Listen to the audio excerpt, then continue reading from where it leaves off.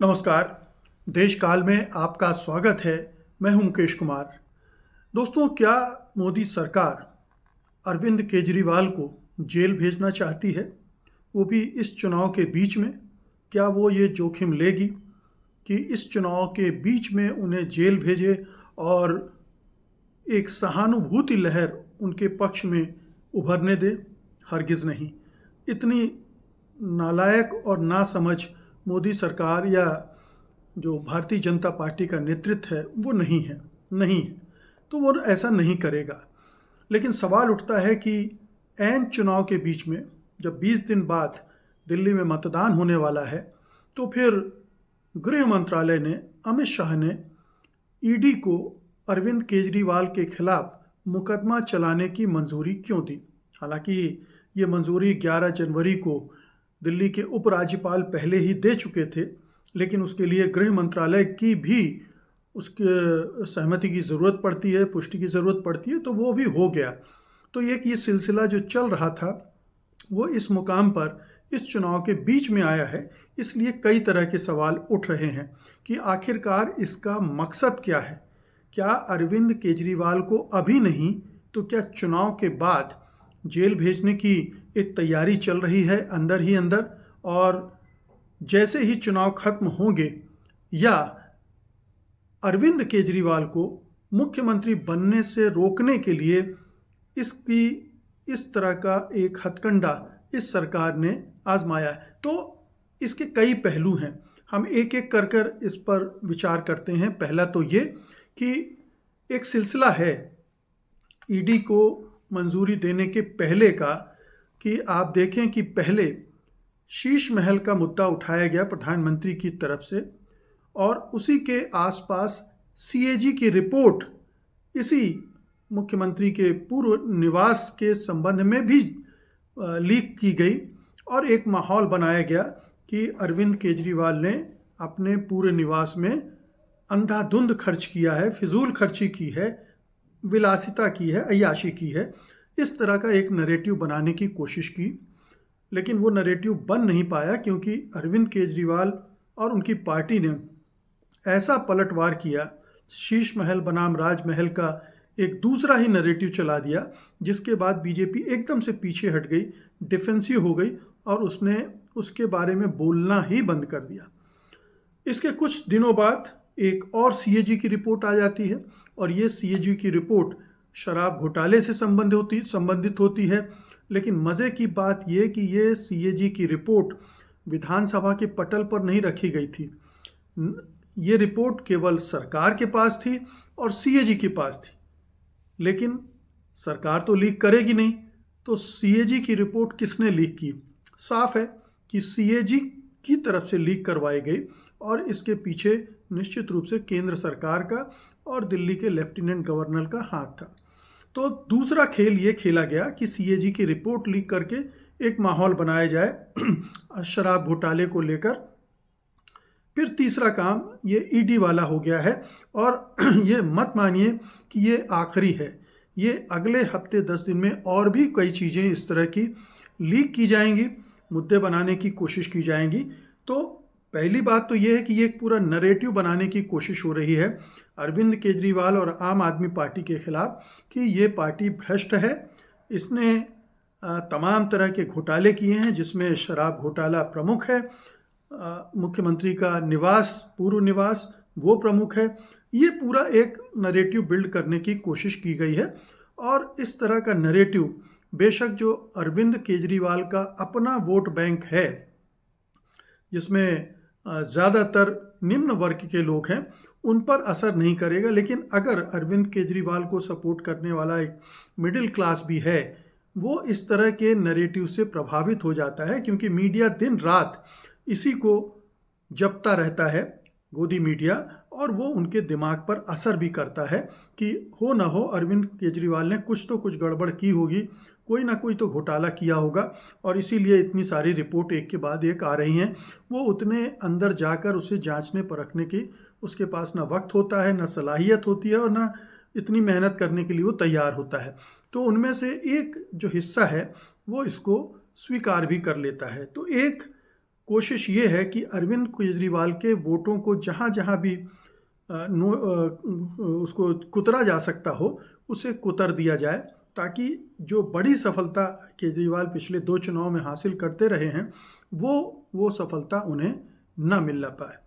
दूसरा, जाहिर है कि अरविंद केजरीवाल, मनीष सिसोदिया और इनको बदनाम करने का एक जो लंबे समय से एक सिलसिला चल रहा है, वो इसका भी हिस्सा है कि उन्हें इतना बदनाम कर दिया जाए कि वो लोगों की नज़र में वो जो कट्टर ईमानदार की छवि बनाने की कोशिश अरविंद केजरीवाल ने की थी कि मैं कट्टर ईमानदार हूँ, उसको कैसे तोड़ा जाए। तो बीजेपी इस पूरे नैरेटिव को बिल्ड करके एक ये करने की कोशिश कर रही है। दूसरा, मुझे लगता है कि वो उसे पता चल गया है, उसके समझ में आ गया है कि ये चुनाव हो ना हो, आम आदमी पार्टी जीतने वाली है। उसके पास वो उस तरह के मुद्दे नहीं हैं, उस तरह के लोग नहीं हैं जो इसे चुनाव जिता सके। अब प्रधानमंत्री मोदी तो दिल्ली के चुनाव में उम्मीदवार भी नहीं है, ना वो मुख्यमंत्री पद के दावेदार हैं, तो उनके चुनाव प्रचार से उतना दिल्ली की जनता प्रभावित नहीं होगी जब तक कि कोई एक ऐसा फेस मुख्यमंत्री का ना हो जो मतदाताओं को आकर्षित करने में कामयाब हो सके। तो ऐसा कोई फेस भारतीय जनता पार्टी, मोदी शाह नहीं पेश कर पाए हैं, और इसकी वजह से अरविंद केजरीवाल एक अलग से उभर के आए हैं कि उनके मुकाबले कोई है ही नहीं। अरविंद केजरीवाल के सामने बीजेपी का या कांग्रेस का कोई ऐसा नेता नहीं है जो उनको टक्कर दे सके। मनोज तिवारी का नाम लिया गया था और रेटिंग के हिसाब से वो केवल 2% पर टिके हुए हैं, जबकि केजरीवाल 47-48% के आसपास हैं। तो कोई मुकाबला नहीं है। तो कोशिश ये हो रही है कि केजरीवाल के नेतृत्व का जो करिश्मा है उसको कैसे तोड़ दिया जाए, उसको कैसे ध्वस्त कर दिया जाए, कमज़ोर कर दिया जाए कि केजरीवाल अच्छे नेता नहीं हैं, भ्रष्ट नेता हैं। और साथ ही साथ एक कोशिश और हो रही है, ये सारे भ्रष्टाचार के आरोप लगाकर, कि पब्लिक में ये मैसेज दिया जाए कि केजरीवाल तो मुख्यमंत्री बनने ही वाले नहीं हैं।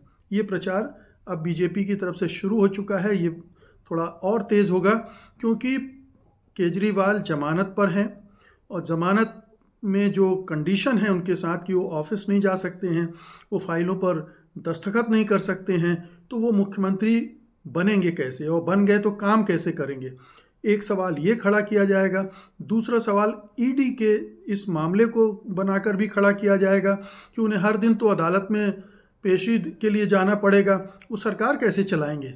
तो धीरे धीरे लोगों के दिमाग में अरविंद केजरीवाल को कमज़ोर करना, उनके दिमाग से हटाना कि वो मुख्यमंत्री बनेंगे भी, बन भी पाएंगे, बनेंगे तो चला भी पाएंगे सरकार की, नहीं चला पाएंगे कि फिर से जेल जाना पड़ेगा उनको। ये एक कहना चाहिए सस्पेंस क्रिएट करना, एक धुंध का वातावरण बना देना, ताकि लोगों के दिमाग में संदेह प्रवेश कर जाए, और उसके आधार पर अगर उनमें कुछ जो डावाडोल किस्म के मतदाता हैं वो उससे अलग होकर दूसरी पार्टियों को, ख़ासतौर पर बीजेपी को चले आए। तो एक बड़ा ये फंडा हो सकता है। एक फंडा जो थोड़ा सा दूर की कौड़ी लगता है वो ये कि बीजेपी चाहती है, अगर उसको लग रहा है कि हम तो हार ही रहे हैं, तो अरविंद केजरीवाल ही जीत जाएं, लेकिन कांग्रेस को कोई फ़ायदा ना होना पाए, क्योंकि कांग्रेस उनकी नंबर 1 इनेमी है। अरविंद केजरीवाल की हैसियत दिल्ली तक है, राष्ट्रीय स्तर पर कोई उनकी उपस्थिति, पूछ परख उस तरह से नहीं है। तो वो अगर दिल्ली में जीत भी जाते हैं तो कोई हर्ज नहीं है, लेकिन अगर दिल्ली में कांग्रेस का रिवाइवल हो जाता है तो ये बीजेपी के लिए दूर कालिक दृष्टि से एक नुकसानदेह होगा, क्योंकि खड़ी होनी शुरू होगी, मैसेज भी उसका जाएगा। दो लोकसभा चुनाव में उसने जिस तरह का प्रदर्शन किया, उसके बाद से कांग्रेस के बारे में काफ़ी पॉजिटिव इमेज बननी शुरू हो गई। बेशक वो हरियाणा, महाराष्ट्र में अच्छा न कर पाई हो, लेकिन इमेज उसकी उससे काफ़ी बेहतर हो चुकी है। राहुल गांधी नेतृत्व के रूप में उभर चुके हैं। तो अगर दिल्ली में 2, 4, 5 सीटें भी कांग्रेस की आ गई तो ये भी उसके लिए उपलब्धि मानी जाएगी और इसे सकारात्मक ढंग से लिया जाने लगेगा। इसलिए हो सकता है कि मोदी शाह की कोशिश हो कि हम बेशक न जीतें लेकिन कांग्रेस भी न जीतने पाए, बेशक अरविंद केजरीवाल फिर से अपना झंडा दिल्ली में गाड़ दें। तो ये जो सारी हलचल चल रही है, उसका एक मकसद ये भी हो सकता है कि कांग्रेस को फ़ायदा ना होने पाए, केजरीवाल कमज़ोर हो जाएं, केजरीवाल की चमक फीकी पड़ जाए, केजरीवाल के नेतृत्व में लोगों का विश्वास डावाडोल हो जाए। ये एक पूरा नैरेटिव बनाने की कोशिश होगी, लेकिन इस बात से भी पूरी तरह से कोई इनकार नहीं कर सकता कि ये जो कुछ हो रहा है ये आगे चलकर अरविंद केजरीवाल, मनीष सिसोदिया और कुछ दूसरे लोगों को जेल भेजने की तैयारी का हिस्सा हो। आतिशी मरलेना को भी घेरा जाएगा, सौरभ भारद्वाज का नाम भी आ चुका है पहले। ये तमाम नेताओं को इसीलिए घेरा जा रहा है, इसी तरह से तमाम तरह के मामलों मुकदमों में फंसाया जा रहा है कि कल को इनको अगर जेल भेजना हो तो उसका एक ग्राउंड तैयार हो जाए। तो ये सारा खेल उसके लिए भी हो सकता है, लेकिन अगर इसकी टाइमिंग के लिहाज से देखें तो फिलहाल चुनाव को प्रभावित करना ही इसका सबसे बड़ा मकसद हो सकता है। और उसमें भारतीय जनता पार्टी की प्रायोरिटी तो ये होगी कि अरविंद केजरीवाल को कमज़ोर करके अपने को मजबूत करें, लेकिन कांग्रेस मजबूत बिल्कुल भी ना होना पाए, ये उसका खास ख्याल रखेगी। अरविंद केजरीवाल कैसे काउंटर करेंगे ये भी आप अगले कुछ दिनों में देख लेंगे, क्योंकि वो भी मास्टर स्ट्रेटजिस्ट हैं, वो भी मोदी शाह से कमतर नहीं हैं। और अगर मोदी शाह ये दांव खेल रहे हैं तो उनके पास इस दांव की काट भी ज़रूर होगी, जो कि उनकी पार्टी ने शुरू भी कर दिया है एक तरह से ईडी के खिलाफ। और जो पूरी मोदी सरकार लगातार उनकी सरकार के खिलाफ कैंपेन चला रही है, उसको लेकर उन्होंने काउंटर अटैक शुरू कर दिया है। लेकिन कोई और बड़ा खेल अरविंद केजरीवाल कर बैठें तो कोई हैरत नहीं होनी चाहिए। बहुत बहुत शुक्रिया आपका, धन्यवाद, नमस्कार।